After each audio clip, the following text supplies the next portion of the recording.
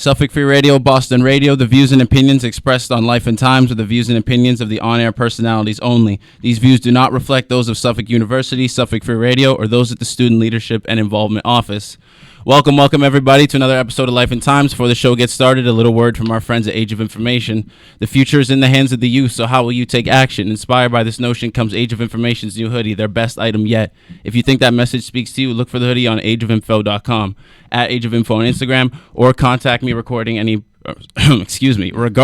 purchase inquiries.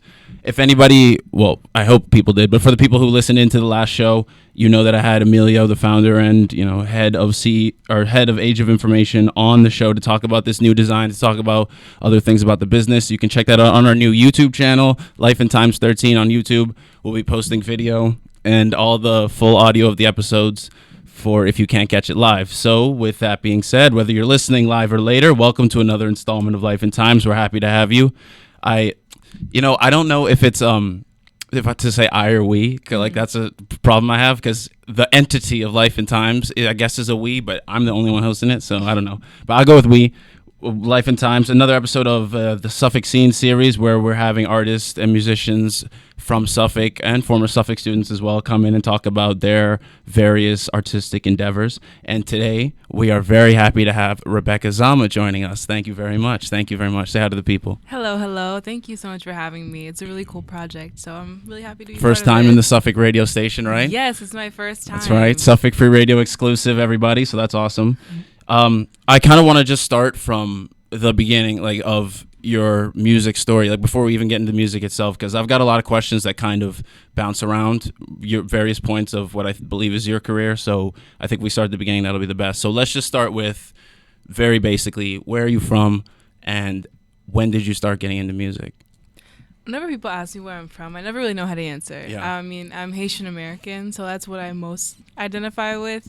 I grew up in Boston, so I went to school in Cambridge, but I live in Melrose, spent a lot of time in the Haitian community, which is more like Dorchester, Mattapan, so I'm just from Greater Boston. So when you say grown up, does that mean born and raised here in the Greater Boston area? I was born in D.C., spent some time in Haiti, and then came here. So most of my life has been here. Yeah, and so when you say that it's hard for you to determine where you're from, is it because you have such a strong connection to your Haitian heritage and your Haitian side of your family? I'd say that, but I also say that I just have a lot of roots placed in different places. So Boston is home, and in itself, I mean, there's so many different communities that have a big part that have played a role in helping me become the person that I am. Yeah. So I just go with Haitian American, and I say I'm from Boston, so I guess that's what we can say. I totally understand. I'm from Toronto, but I left Canada for the Middle East, Abu Dhabi. I don't know if you've heard of that. I went to high school there, and then came here to Boston, also having family in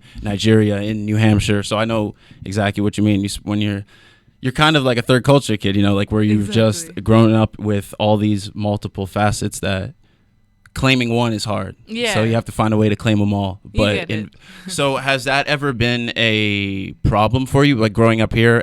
Has trying to balance your other cultures or other identities that you might find with what you might find is your American identity, has that been hard? Any challenges there? I wouldn't say so. I'm lucky to have grown up in a really diverse place, and I think that it's actually helped me to have different I would say to be a multicultural person. I mean, in my artistry, and we can talk about that, throughout the course of the interview, but I've never had a problem with it, I've never had to be like, oh, I feel like I have to be more on like the American side, more on the Haitian side.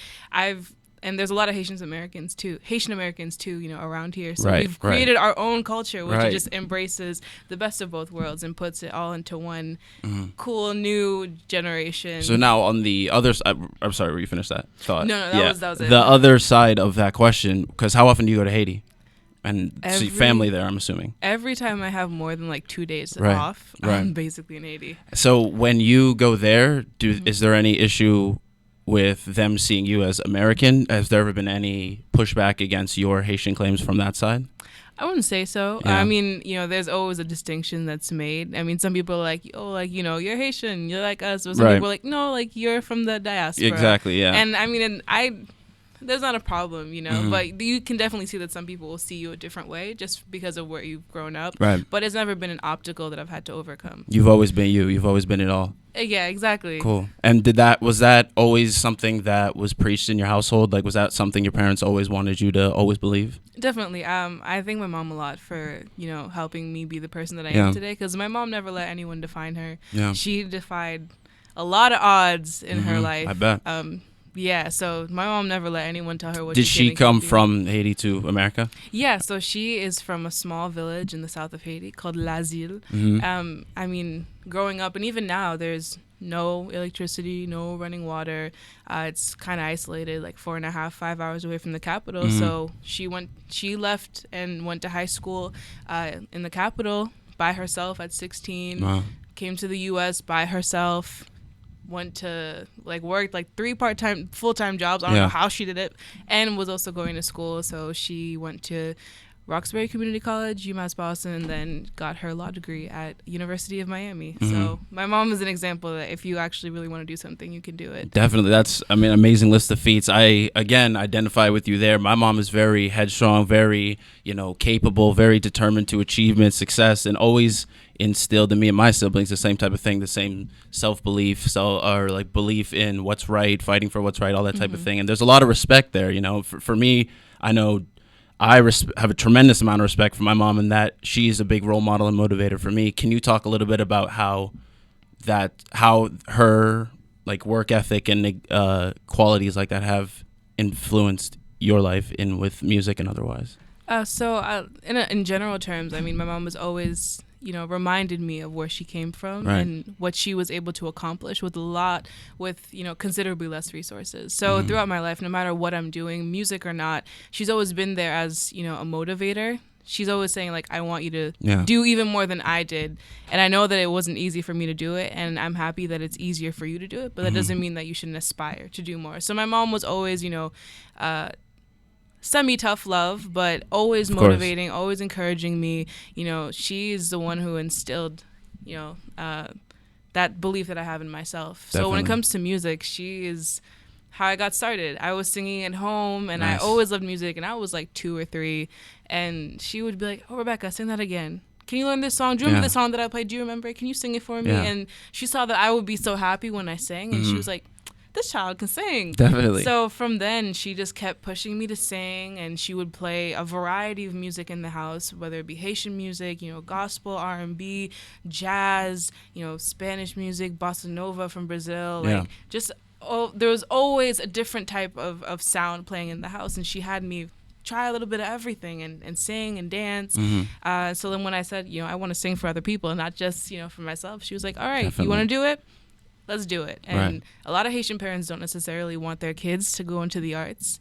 You know, like a lot of other cultures, it's doctor, lawyer, engineer. Definitely. She saw that I loved to sing, so she encouraged me to do it. And she was my first manager, my first booking agent. And to this day, she's still super involved in what I do. So she encouraged me and motivated me, and you know, just told me that if I want to do something and I set my mind to it and I don't give myself excuses, I can do what I want. It's funny that you mentioned a lot of other cultures, doctors, lawyers, things like that, because a lot of immigrant cultures outperform American black, white, across the spectrum in many job fields. And I think that has something to do with just this mentality that a lot of immigrants do have, which is like, you know, we're happy to be here, right? Like, we're going to do what we need to do to provide for everybody, like ourselves and family back home that we may have. So how much of that do you think was in your mom's? Because when I've seen, when I was doing research for this show, I saw other interviews you've done where you talked about your mom a lot as inspiration, motivation. That just really struck with me because, like I said, that's something in my life that's very present as well. So, and something I've thought about a lot and from a lot of different angles. So how much of that aspect of I'm coming to America, you know, coming to a new place, a place of opportunities that people might not find or may not even realize that they have growing up here, how much of that do you think played into it? There's like a lot of aspects to the, you know.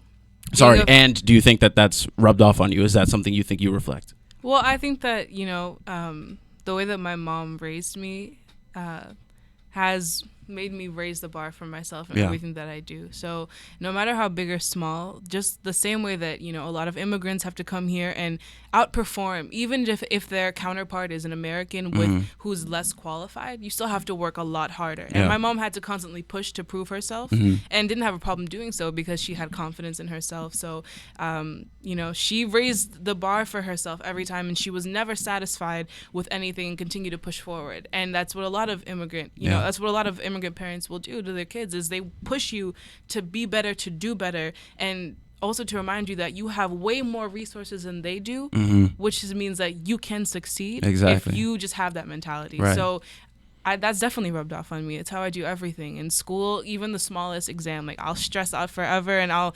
overstudy, but it's just I refuse to see a grade that I know if I knew that I could have gotten better. Right. You know, so I would say that it can be a lot of pressure to have an immigrant parent, but I would say that my mom did it in a different way, in that, you know, she was never content with any form of mediocrity, which sucked because I was horrible in math in high school. So I always got a lot of you know, pep talks on those. But you know, it's a lot of pressure, but in the end it pays off. And I would see that independently on my own, I wouldn't have to always be like, man, my mom's gonna get on me if I don't do it. It started being like, I like that feeling of knowing that I'm reaping what I sow. Right. You've set a goal. You've achieved it. I set a goal and I achieved it, and I didn't seeing the rewards. Stop there. Right. Then you have this new motivation to do more things. So Definitely. I would say that immigrant mentality is what helps you push forward. And for a lot of us who are, you know, the children of immigrants, it's a way of life. You have to push forward, and you also have to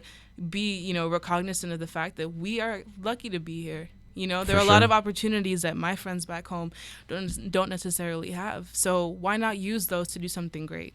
You know? Yeah, definitely. I think the standards point, like the setting the standards, setting the bar high, you hit it right on the head, how it's a double-edged sword, right? Like, it's something that you definitely have to work to achieve to, but that work and that achievement is so worth it at the end. It's just getting there.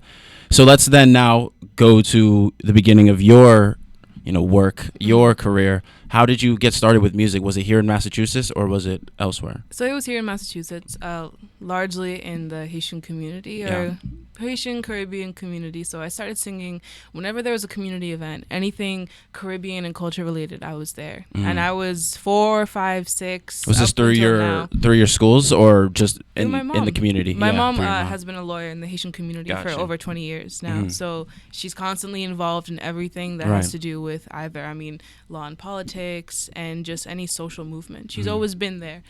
So she garnered a lot of, you know, friends and connections. So whenever she saw that there was an event, do you need music? My daughter sings.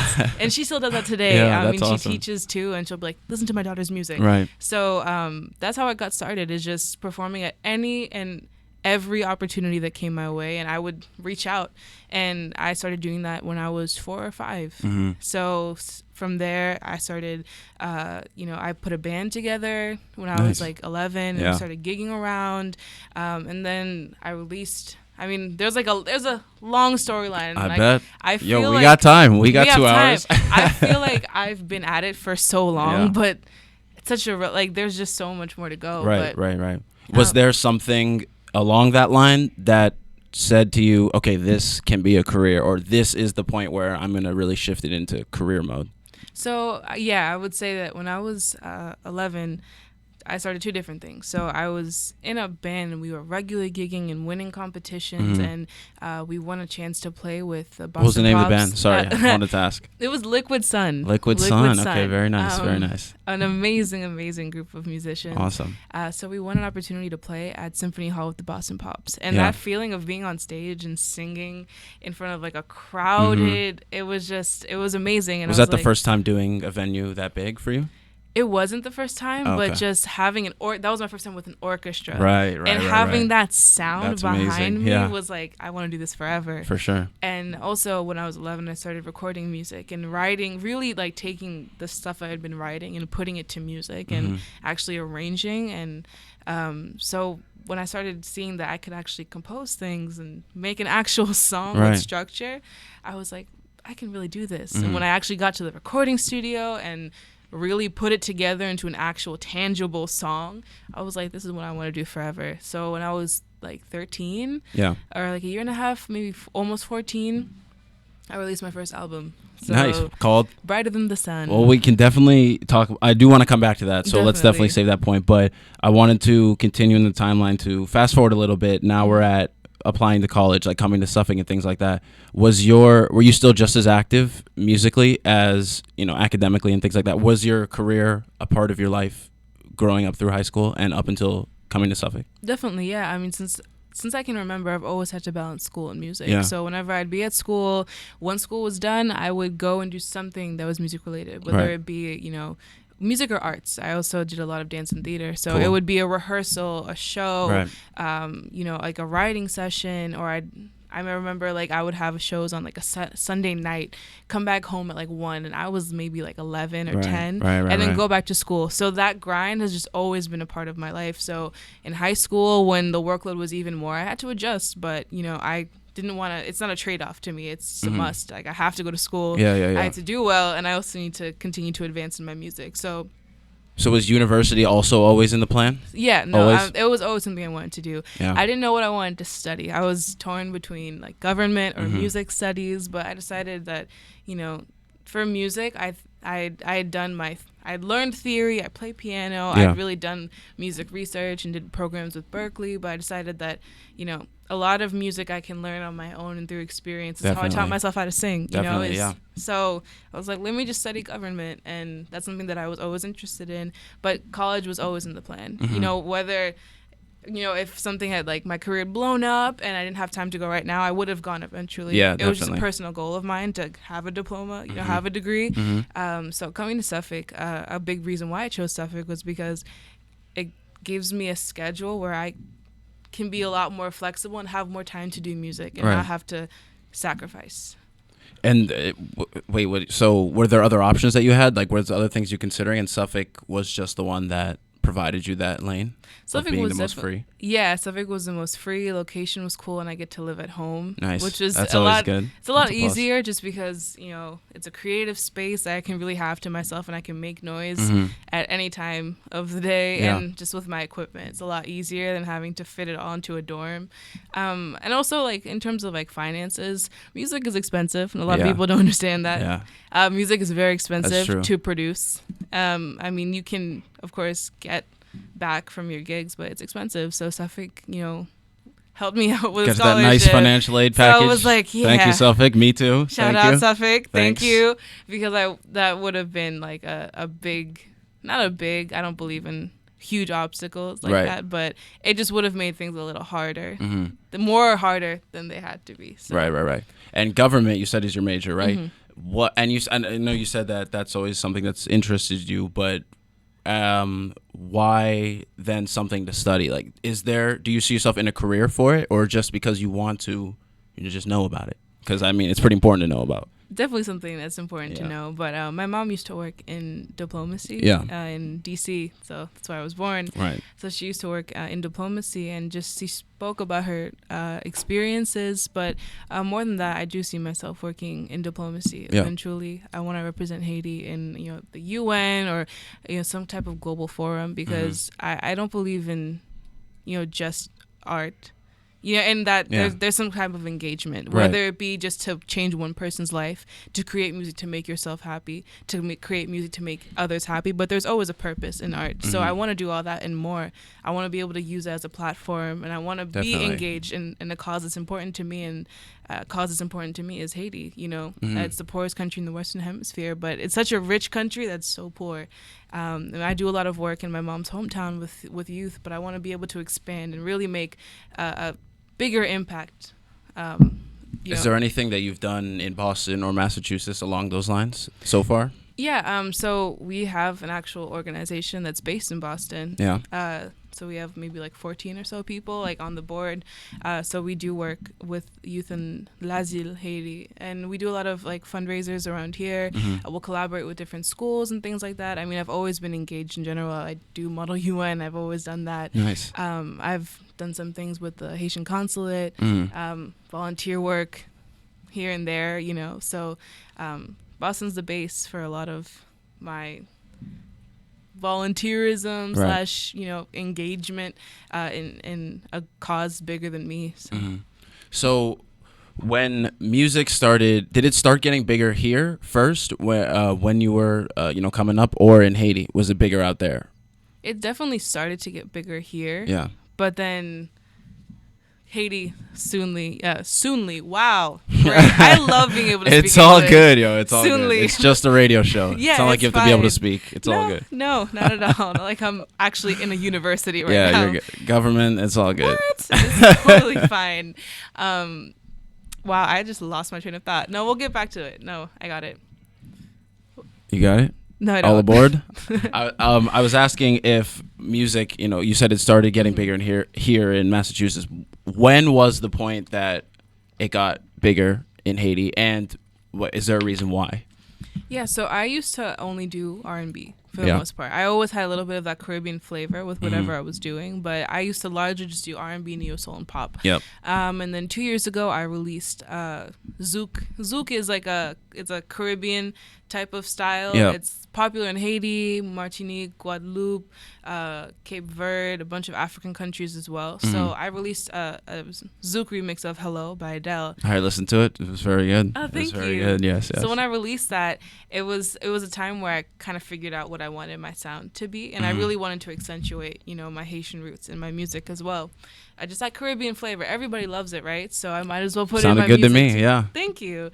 I really want my music to reflect who I am as a person. Right. So to just do only R&B all the time is, it's something I love a lot. But I always wanted to put a little more of my own little flair. Exactly. Definitely. So when I released that, a lot of people in Haiti were like, wow, like we knew that you did a lot of R&B, but we didn't know that you did music, our music. Yeah, definitely. This is dope. All right, like go, release more music. We want to see this. So that's really when things started to, get a lot more popular in Haiti, is when I started doing, we say musique la caille, but like, home music. Got you.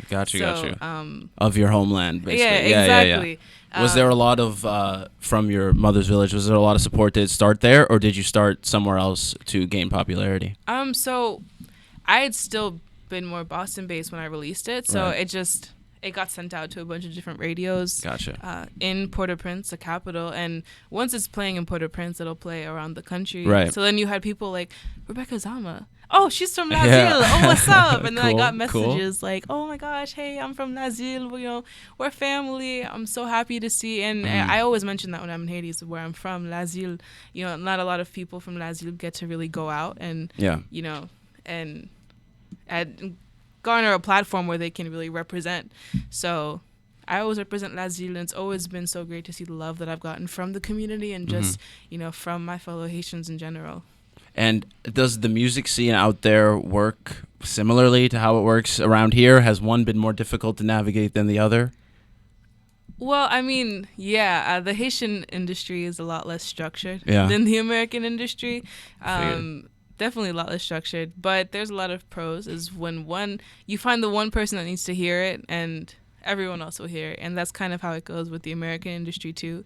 I would say that both are pretty hard to maneuver, but with the Haitian industry, because it's smaller, it's a little easier. Once you do something that's a little different, right, or you just bring something new, people will pay attention, and they'll show attention, they'll show support, and they'll wait to see what you release. So it's been easier to navigate the Haitian market because it's smaller. It's just not as structured, so you have to do some things that are a little different. Going and physically to every radio station handing out your stuff, whereas here you can kind of just do everything electronically, or a lot of people don't buy music online in Haiti, so you actually have to go and perform the music. Physical and that's copies. How people know. It's by seeing you perform. That's how they get to know your music. That was my next question, was if you've been out there to perform, like not just on the radio but obviously live too. So has that been something either you've enjoyed more than performing around here perhaps, or is there somewhere that you do like to perform the most? I would just say that I love both. I think they're just very different. Yeah. When you go to Haiti, the vibe is just amazing. People really are there and present in the moment. They dance, they sing along, they're engaged, and I especially love doing acoustic nights there, because those are it's just that feeling of just being in a room and everyone's energy is all together has been so beautiful. So all of my performances in Haiti have been amazing, and not one thing I didn't like. Just the vibe is amazing. People really are receptive. Yeah. I mean, in general, a lot of island people, even if they enjoy your music, when they watch you, they don't show it. Oh, really? But then they won't show it. They'll look at you dead in the face. They don't want you to get like too big-headed. Exactly. Yeah. But then, once it's done, they really come up to you and they show you love. Cool. Like, oh, I love this. Cool, I love that. So that's something that you have to get used to sometimes. Right. It's like, wow, I feel like they really don't like me. But then it's like, no, that's just, they're taking just it all in. It. And then, but in Boston, I mean, it's always really cool. And this is my home base, it's where got started. So people show a lot of love. People will dance. I mean, it's always cool. It's different. But cool. Oh, sorry. Has it taken you anywhere else? Music? Has it taken you anywhere other than Boston, Haiti? Have you performed anywhere, gotten to go anywhere based off of music? Yeah, France, Switzerland, Miami, oh my New York, goodness. I was expecting Jersey, a couple more states, but okay. All right. Cali, Pennsylvania. Yeah. What's been your favorite place to perform? New Hampshire. Oh, sorry. New Hampshire? No. Oh, I was actually one of my best shows ever was in New Hampshire. Okay. I opened up for TLC in New Hampshire. Oh, so wow. Okay, New that's Hampshire pretty cool. Shout out New Hampshire. Shout out to New Hampshire. I got family there. Shout out Auburn. Yeah. All that good stuff. Shout out to New Hampshire. It was Bank of New Hampshire Pavilion. Opened up for TLC, Coolio, Color Me Bad, Naughty by Nature. So right. One of my most memorable. Was that your answer of your favorite your favorite place to perform? No. Okay. Actually, that was one of my favorites. It's one of the highlights of my career. Right. But yeah. I mean, I did. You said Paris, right? Did you just say that? That was cool. That was Switzerland. Really fun. I mean, that's pretty incredible. Was cool. One of my favorites was LA Fashion Week a couple years ago. Over the summer, I did the Haitian Kompa festival. Kompa is the Haitian music. It's our signature style. So I did the Kompa festival. That was also really cool. That was in Miami. Wait, sorry. Can you say that again? Explain again. Kompa is what? Kompa is the Haitian style of music. Right. I mean, there are different genres within Haitian music, but the big band sound that you hear is Kompa. So are there similarities between, you said Zouk first and Kompa? Are they similar? They're very similar. Oh, okay. Would it be like saying rap, hip hop, R&B? It would be like neo soul and R&B. Oh, okay. Where they have very similar Got you. but They have their distinct sound as well. It put you on the spot. That was a really good answer. That was a great comparison. Thank you. I was actually proud of that because I was like, I don't know if I'm going to answer. All right. Oh, there we go. So now, still looking more at your music career holistically, having been a part of it from such a young age, is there anything growing up or even currently maybe that you've had to take away from to focus more on music, or to be able to balance music just as high as education? Have there been any sacrifices or impacts on your life from being involved so young? I mean, I would say that I didn't have like a normal childhood. Right. I was a kid, but I was a professional. Like I didn't have my first sleepover until like the 11th grade. Oh, like my social life. Yeah. I had friends, and I had, I've some of my best friends, from childhood. Right. But they're like, oh, they knew I was a professional. It's different. You've got commitments. You've got things to do. I mean, I remember like this in second grade, this girl invited me to her birthday party. I was like, I can't, I have a show. And they're like, what do you mean? I'm like that's a great excuse. I would definitely let you off the hook because that's a cool excuse. So like, and that's at like what age? Like 11, 12? Younger? Younger than there that. You go. Yeah. So I mean, like one trade-off that you have to make is you can't do what all the other kids do. Mm-hmm. So I had to grow up, seeing things differently. And sometimes you're like, man, I wish I could just go and play. Right. But I also was determined to make it work in my music, and I loved doing it so much that I was like, all right, that's fine. I don't have a social life like everybody else, but that's okay. And even coming to college, like one part of me was like, oh yeah, like college, like I'll be able to really like go out and spread my wings. Yeah. But then I was like, wait, I'm actually doing even more music, so I'm not gonna have the time. But I'm thankful to have met a lot of really cool friends here who have similar tastes too, or who just are really supportive of what I do. So that's the biggest thing, is just not having a social life, not being able to be like everybody else or do what everyone else does, in respects of like just being a normal person. Right.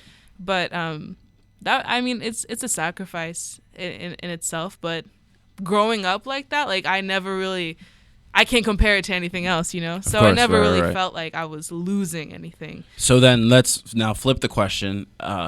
Has there been any great benefits or positive? I mean, obviously you're still doing it, so it can't be that bad of a life. But has there been anything that you don't think you would have experienced if you haven't gotten into music from so young? Things like traveling, things like experiencing other countries. Yeah, I mean, definitely traveling, experiencing different cultures in countries. I think another thing is just I've always known who I am through my music, and I've had a greater connection to my life based like through music. So when someone asks me like who I am, I'm able to answer, and I've been able to get through a lot of things in life with music and just through letting it out with my emotions. That's my catharsis. Right. So I would say that one good word. That makes up for whatever mistake you made earlier. Yep, makes up for it. So I would say that a great advantage is just having I always had, a greater passion. Yeah. I always knew who I was. It gave me a lot of confidence. I'm able to speak to anyone, do whatever I need to do to get my point across. Gave me a drive and determination, and anything that I do, it made me think outside the box. Right. And I apply that to any situation I'm in. But I think the greatest thing is, I always had an outlet right there. So if you have a bad day and you don't really know what your hobbies are, I never had to ask what my hobby was. Right. You knew how to vent. You had your place exactly. to go. Right. Music was always there for me. And that's super important to have from a young age. Like you said, some people are looking for it, trying to figure it out. And that creates a lot of unhealthy venting or just unhealthy bottling up of emotions, perhaps. So, yeah, I think that's definitely super important. The next question, were you done with that? Because I was going to that was it. Okay. Yeah. I'm just very excited. I just don't want to jump the gun on any of your answers. Has there obviously any dream or path to success or achievement will have trials and tribulations, right? There's going to be positives, there's going to be negatives, there's going to be bumps in the road, there's hills, there's valleys, blah blah blah, you get it. Has there ever been anything that happened that was so low or such an obstacle? You kind of touched on it that you don't believe in insurmountable obstacles, but was there ever anything that made you think maybe I can't do this, or maybe I should wait to do this in terms of your music career? That's interesting, because I'll never hide that like doing music is a constant, ups and downs. Right. Music is subjective, so you might get a no from someone and then a yes from someone else, so it's not easy, and especially when you do it at a young age, a lot of people might not take you seriously, right? So I'm there and I know that I'm doing this seriously, but some people would be like, oh, you're too young, or like, oh, right, or that's one big thing, is being taken seriously. And no matter what field you're in, if someone doesn't really believe in what you're doing, you have to work a lot harder to make them see, or you just got to go your own way. And sometimes it takes a little more time. But that's one big thing. I've never had like a moment where I really was like, I don't want to do this anymore. That's good. That's a good thing. That's a great thing. Yeah. But I've had a lot of days, where I've been very discouraged. I'm sure. I'm never happy with anything in that I always want to be doing more. Right. So if I see like I've had like a kind of a slow month, that just puts me in a place where I'm not like, I don't want to do this anymore, but I'm like, I want to be doing more. And I always want to be doing more, and I feel like I should be a lot further, but I'm also like, I'm taking the right steps. So it's constant like back and forth between, should I rush it and try to get as far as I can, or do I take the right steps to do it? But it might take a little bit longer. And music has its up and down. So I'll go to an audition and I'll get a no, and I'll feel crushed because I'm like, man, like I really thought I aced that, Right. Or there'll be days where I had a performance and it just didn't go well. Like I've had performances where the mic cut off, the sound system cut off, or like they'll be giving me a band to play with, and the band just like didn't really know my music, so I kind of had to. Yeah. I make it. Suck. It sucks. Like you make it work, but like you're just like, you're a professional. I just want to be able to deliver. Right. Of course. Those are always frustrating, or just I always read comments. I have to. Right. So like you see a bad comment. It's important to read them. But what I think what you're about to get to is it's the internalization of it. You have to figure out the balance, of taking in the good and the bad, and ignoring also the good and the bad. I talked with my two guests last episode about vulnerability in art, the being rejected, having to face constant rejection with things that are creative, and because of what you said, the subjectivity of it, because it's you, like it's because you're putting yourself, your life, your soul, often your experiences in it, and when people say no, it often feels invalidating, and that's never nice. So I'm glad to hear though that you've never had a moment where you felt like quitting or felt like giving up, because I think that is a shame that a lot of not just artists, but people, I think, in general feel. And I think it stops a lot of great great things that could have become. I know personally, I'm just trying not to use specific examples just because I've seen it in my life with friends of mine who've had potential and then because of certain outside factors have limited themselves. Like I've seen them stop themselves and stop putting themselves out there. So it's just always great to hear that someone who's creative, someone who's already successful doing it, has the mentality of always being able to overcome those. I think that's an important message for people of all fields to understand. So I think that's really great.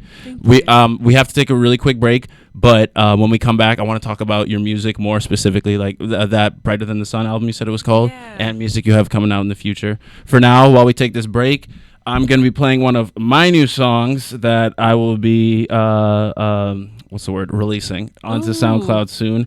It's called Questions. Please enjoy. Here it is.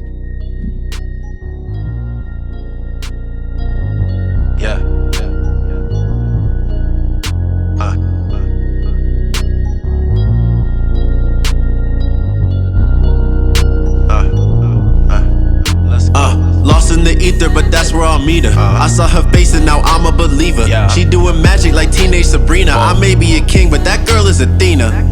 Got me like, oh my goddess. Never seen a girl so flawless. I think I gotta be cautious. No, I ain't a novice, but she look lawless. I'm asking questions I really like to know about you. I'm in your section, I feel the energies around you. And when you're dancing, I swear the whole room surrounds you. Body interesting, they nowhere wanna be without you. Saw her from across the room, glowing under light from the moon, blowing me over like a typhoon. It's the kind of night where morning comes too soon. When the lights go down, everything settles around you, and the J go round. Smoke and mirrors cloud the view. It's dark and gritty. What it's like finding love in the city. Yeah, I'm talking way more than a quickie. Tryna go home way more than a hickey. So this one is the first play. Clock starts and the game underway. I can see the girl from the center of the stage, but the crowd serve close. I be trying to catch her wave. Slow up, hold up, back on the case. It could be just us in this beautiful space. Yeah, trying to win this race. Gotta catch her, then I slide into home base.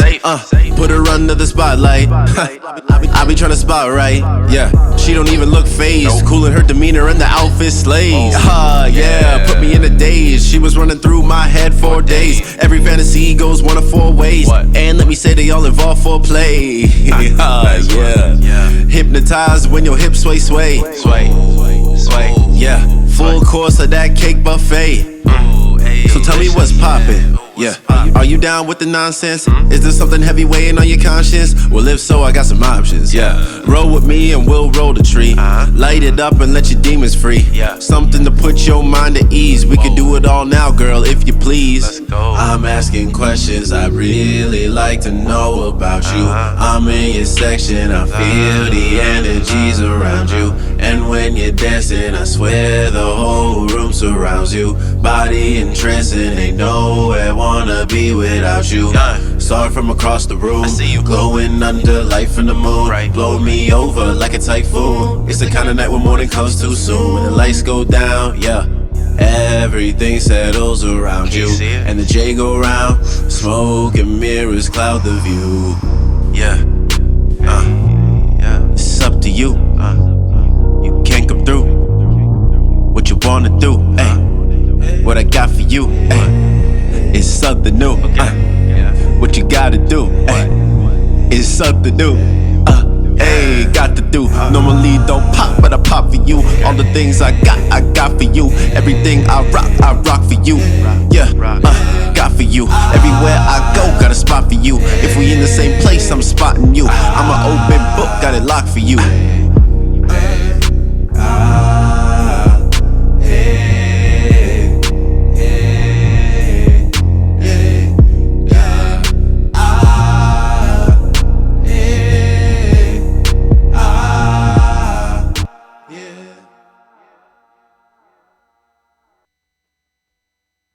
Okay, we are back. I am feeling very great. My guest was being very complimentary about the song. Thank you very much. I appreciate it. Fire. Like, that was dope. Support your local artists, guys. Support your local artists, people. What's my SoundCloud? I forgot. Never mind. We'll talk about it later. I'll plug it later. I'll plug it at the end. I'll plug it at the end. So then now let's talk about your artistry then, speaking of that. I want to talk about your first album first, Brighter Than the Sun. Was that during your still mostly R&B phase that you were talking about earlier? Yeah. So it's a mostly R&B and pop album, especially really pop. It was different for me. I always like to write more like deeper stuff. Right. Even if I was young and hadn't really experienced what I was writing, I just listened to so many beautiful R&B artists like Lauryn Hill, Donny Hathaway, great choices. Stevie Wonder, Erykah Badu, and the depth of their lyrics, speaking on their experiences, was so beautiful. But then I wanted to try something different and challenge myself, so I wrote a lot of like happier songs and collaborated with a lot of different producers. Just really kind of trying to find my sound too. So that was a really cool project. There are some songs on there that are very dear to my heart. Can that be found anywhere? Yeah, it's on Spotify. I think some of them are it's on iTunes, Spotify, like Amazon. Brighter Than the Sun, people, check it out. Brighter Than the Sun, shameless plug. She still gets money for it if you download it, so help her out. Thanks. How long ago did that come out? That came out like 3.5 years ago. Oh, okay. 4 years are you ago? at a different, obviously in terms of your genre, it's different, but are you at a creatively a different space in terms of how you approach doing songs, in terms of how you approach writing songs? Yeah, I would say so. I've definitely picked up a lot of different methods and learned a lot more. I would say that something I do want to get back from that period is just like fearlessly writing everything that came to my mind. And I also had more time to like produce. You did before. I did before. I had a lot more time. Yeah. But I don't know. I mean, I'm definitely in a different place. And the way that I produce music now is really challenging myself to do something different in every song. And in my writing, too, not trying to... I want to, of course, have my sound, but I don't want every song to sound the same or to be predictable. So I'm definitely in a different space. That just comes with age and time. Is there general themes? Because obviously, I mean, you say you don't want to sound the same. That's obviously not what people want. But themes or just constants throughout your music, throughout your songs that define you as an artist that went into this album? Yeah, I mean, on this one, I especially took from a lot of my mom's lessons. Yeah. So there's some songs on there talking about, pushing through all of the trials and tribulations that we go through in life. It's a good term. It's a good term. It's a beautiful term. Thank you. That's why I've got the show. Thank you. That was nice. Thank you. Yeah, definitely pushing through trials and tribulations. So there's a song called like You Can Make It.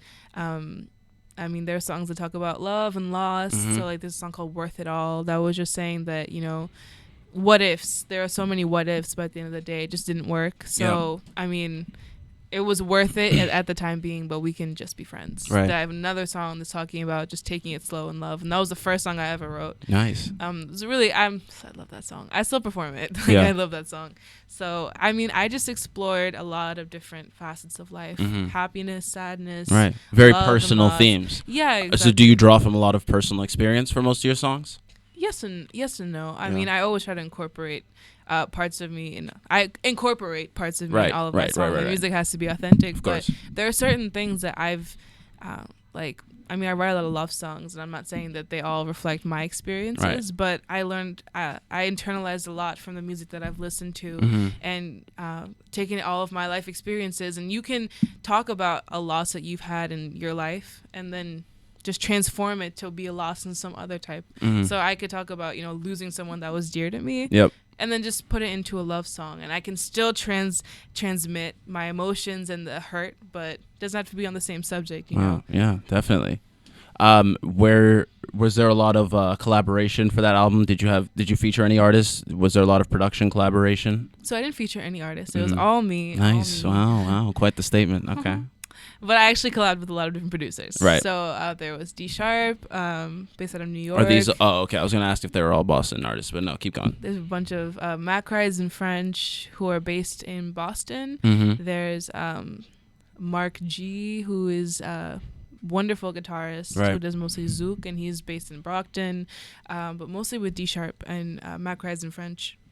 So that was a really cool process. Right. And two different. You can definitely tell the difference. My more pop sounds were with D Sharp, but that real R&B was with Matt Cries in French, and that was just, it was honestly like one of one of the most life-changing experiences that I've had. So it's from the sounds of that, it sounds like you're quite in tune and involved with the Boston scene. I mean, it makes sense considering you've been in it for quite a long time now. But how would you describe Boston music? Because a lot of artists I know, and I just might not be looking for it, but I don't have a lot of Boston artists on my playlist. You know what I'm saying? I don't know if Boston gets a lot of attention from what I've heard from people like you, from Ben P, who is a friend of yours, has talked about the diversity and the creativity that exists in Boston in terms of music. So I just wanted to get your take on it, another artist that's part of the scene. I definitely agree that Boston is a hub of diversity. There are a lot of artists that I really love and respect that come out of Boston.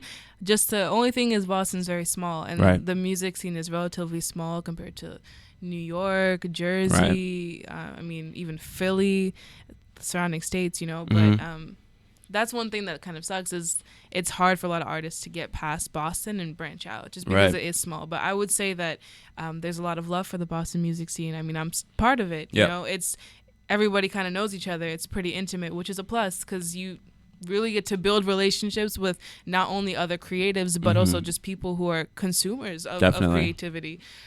So there's a lot of different artists out there who are doing amazing things and doing different things, and I just wish that there was more of a spotlight on Boston, but I see it happening slowly and surely. It's growing. You see some artists who are getting out there. There's Dutch Rebel. Cool. There's I've heard a couple Dutch Rebel songs actually. She's quite really good. Yeah, she's really good. Cousin Stiz, Michael Christmas, Marcella Cruz is also out there doing a lot of amazing things. So it's happening. It just takes a little bit of time with the smaller market, and that goes for every other small state and city. What about things like Boston radio or other university radios? Is there a lot of support for local artists? Definitely. I definitely. I mean, I don't know of a lot of Boston radio stations that don't necessarily feature Boston artists at some point. So even on Jammin' 94.5, that mostly plays top 40, top 100 songs, they'll still have segments where they show love to local artists, which is a beautiful thing, and that's how it should be, I agree. You got to start somewhere. Like, your hometown should be the first people bigging you up, you'd think. Exactly. But unfortunately, sometimes it's not until people really blow up that they're like, oh, they're from here. Now we're going to show you love. Exactly, and that's not how it should be. But I see a lot of love in Boston. That's a beautiful thing. Okay. So shifting gears now, because you said that you're now focusing on newer styles of music. What is the difference of approach there from R&B, the neo-soul type of stuff you've been doing? What do you have to do differently? Is it more live instrumentation? Is it more collabing with other artists, having features on the song? What are you planning to do differently for music that's coming out in the future?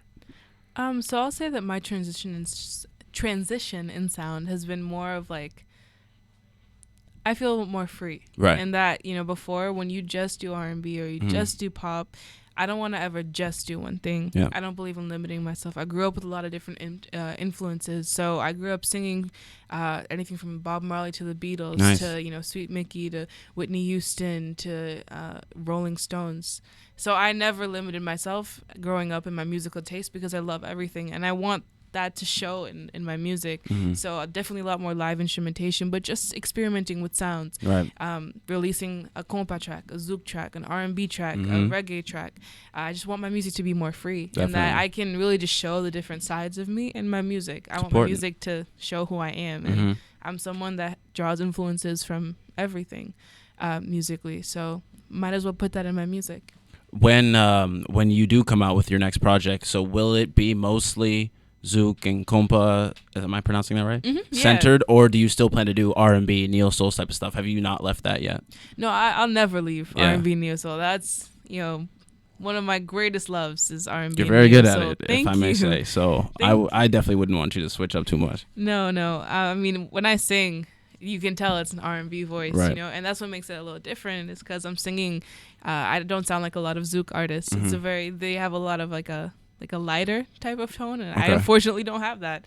Actually, not unfortunately. I do like that I do something a little different. Yeah, so, definitely. I'll never leave R&B behind. So this project coming up will definitely feature a lot more of that Caribbean sound of Kompa and Zouk, but we'll also feature some R&B, some reggae as well. It'll just be a mixture of different sounds that I love. So there were you didn't mention for this project or the last project featuring other artists or working with other artists on other songs. Is that just something you don't do that much, or something you haven't done, or something you just haven't really gotten around to releasing yet? So for my first project, I really wanted it to be all me. Yeah, and that makes sense. It was my first formal introduction to the world, not just limited to Boston and Haiti. I really wanted to be like, all right, hi, my name's Rebecca. Nice. Here I am. Nice I'm to meet making you. noise. Take a listen. But just making some noise over here. Hope you like it. But with this next project, there are definitely a lot of artists that I want to collaborate Cool. with, Haitian and American. Nice. I really want this project just to be fun and liberating. So I'm working on that for sure. Nice. But we'll see some collabs. Any like Suffolk artists that you have worked with specifically? Have you found at Suffolk that there are like musical minds or like creative minds? There are definitely a lot of creative minds here. I mean, shout out to Ben P. Shout out Ben P, our first guest this season. I guess this is a season now. Our first season of Life and Tymes. Shout out Ben P. Yeah. One Mic, One Dream, or A Mic and a Dream is his collaborative EP out now. Check it out. Please check it out. It's actually really dope. It's very his good. album, I Am Number 8 too. Oh yes, that too. Check it out. My bad. I mean, shout out to Ben. I mean, there's Jello. Shout out Jello. Verse. I mean, there are a lot of amazing, creatives at Suffolk. I've known Ben for a while. Yeah. So I would definitely love to work on something with him. We were supposed to do something together, and just timing didn't quite work out. Happens. But it's forcibly gonna happen. I see him every day. We'll make it happen. Like one day. Yo, if we've got to get you guys in this booth to record it, we'll make it happen. All right. We can make some We'll make fire it happen. in Life this and Tymes booth. is the plug, guy. We're good. We're good. Hey. Oh God, sorry, that threw me off my last question. I was gonna ask if we said Suffolk artist. We said, yeah, okay, because you mentioned Soulfully Versed. Are you involved with any singing clubs or ethnic clubs, cultural clubs on campus at Suffolk? I am part of Caribbean Student Network and Black Just Student makes sense, Union. people. It just makes sense. It works. I might as well be engaged with a group of my fellow Caribbean people. And shout out to BSU and people who could like your music. Definitely. Yeah. Oh, that's true. I actually never really thought of it that way, surprisingly, and I probably should have. No, it's all But yeah, good. that's also a segment of my market as well. Here and there, I'm with Soulfully Verse. So I'm back with Soulfully Verse for the show on March 17th. Yeah.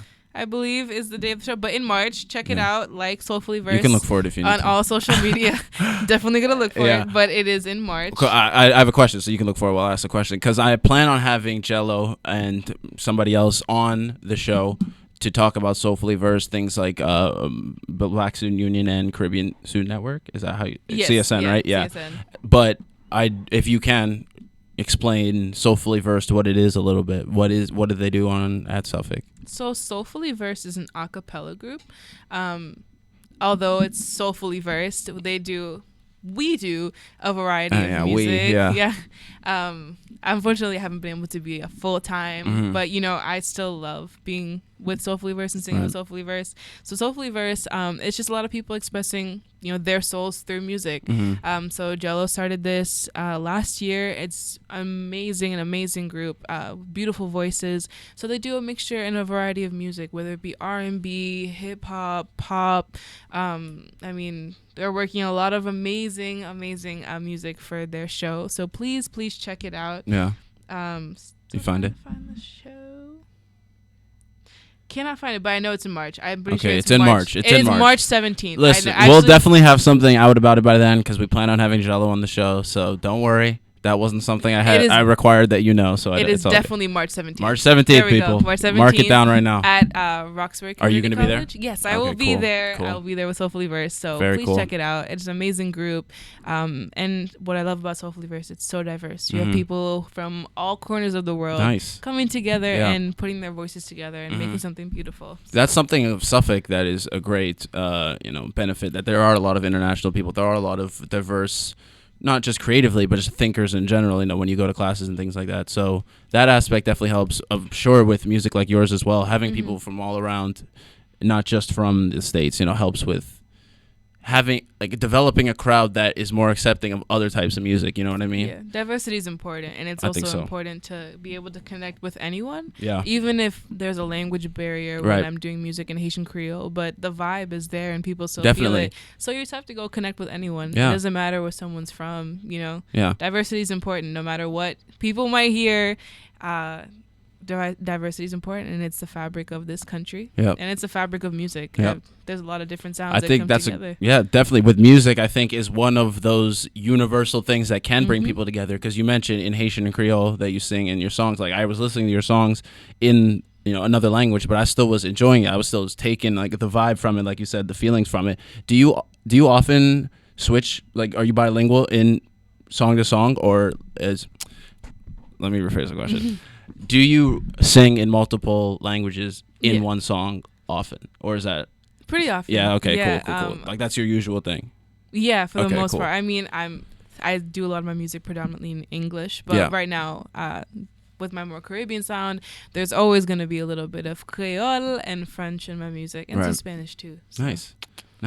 Okay, well, we're pretty much wrapping up around here, but I wanted to know when like new music can be expected from you. Do you have any tentative plans out now? Anything coming out soon? Yep. So I have 2 songs that are in the works to be released very soon. So look out for music in March and April. Cool. And then the goal is new music every 3 or 4 months. And then the project will be released. That date is to be determined, but fairly soon, but definitely in March and April. Look out for some new music from for some new music. And where can people find you? So I'm on all social media. There's only 2 Rebecca Zamas in the world. Ever. Okay. But were you the first? No, unfortunately I was the second one. Yeah, she's older than me. Oh, okay. But on social media, I'm the only Rebecca Zama. Nice. Okay, dope. So dope. My name is Rebecca Have you Zama. met the other Rebecca Zama? Yeah. Where? So the Zama comes from like Cameroon, Western Africa, and it's like a tribe. Okay. So during the slave trade, a bunch of Zamas went over to Haiti, unfortunately. But I mean, it happened. It happened. Yep. So my mom's name is Nunat Zama, and I call him my uncle is Enche Zama, and he's from Cameroon, and they both had AOL addresses. So someone sent an email to my mom. Oh man. So someone sent an email to my mom addressing Enche Zama, who's a doctor, and from there I was like, oh, Zamas? Like, I didn't know there were more of us. Yeah. Tell us about us. Oh, you guys related? So technically. Wow. Like, technically, gotcha. Right, so right, Rebecca Zama that's funny because his daughter's name is Rebecca. So that's really funny to me. Very hilarious. So on social media, Rebecca Zama, Zama. Does Rebecca mean something from in Cameroonian? Yikes, very ignorant sounding. I don't know what they speak in Cameroon. I actually don't know the official language. I know they speak French. Yeah. But I mean, Rebecca, my mom just liked the name. It's from the Bible. That was one of her favorite names in the Bible. So she chose Rebecca. Nice. I'm pretty sure it's probably the same for her too. But I'm on all social media, Instagram. Oh, Facebook, yeah, that's what we were talking about. Twitter, I forgot. LinkedIn. LinkedIn. It's popping in LinkedIn, people. Honestly, LinkedIn DMs. It's very popping. Very lit, as the kids say. Okay. Anything else that you want to plug? That's about it. I mean, follow your girl. Follow her. I follow back for the most part. She hasn't followed me back on SoundCloud yet, but we'll get there. Oh, I'm sorry. Yeah, that's right. Live shout-outs. Damn, he really... Or shots, I should say. You really just... Listen, we keep it real on Life and Tymes. You really put me on spot. It's all good. No, it's all good. The listeners already like you, so it was a great interview. Thanks. It was a great interview. Yes. This was really, really fun. Thank I you. love being able to have a conversation. Yeah. Well, we again, the entity that is this show, would love to have you back on once your new music comes out, or whenever you're involved in any other creative endeavors in the future. And thank you. Just thank you for coming on. We really appreciate it. We're going to be playing Rebecca's song very soon, like once we close out the show. It's called Can't Let You Go, featuring your boy Sexy Beef. Hey, shout out Sexy Beef. I hope he listens to the show. Get him to listen. I'd love him just to know who I am. He doesn't have to say anything to me. Just know who I am. I like his persona. He's super cool. Is he really? Okay, cool. Maybe you can bring him next time. Next time you come on the show. I'll definitely bring him. Dope. Okay, let's go. Lit. Sexy Beef in the house, people. You better tune in next time. So thank you again for tuning in to Life and Tymes. We will be back next week. Check out everything to do with AOI. Check out Rebecca on all of the social medias. One more time. Where do they find you at? Facebook, Instagram, Twitter, everything. Rebecca Zama, Zama. Rebecca with 2 C's. Yes. Okay. I think that's the only way you spell it. You'd be surprised. Really? I've seen too many alternate spellings really? for Rebecca. Yeah. Well, that's pretty surprising. Okay. Well, thank you everybody once again for joining. We will see you. Peace out.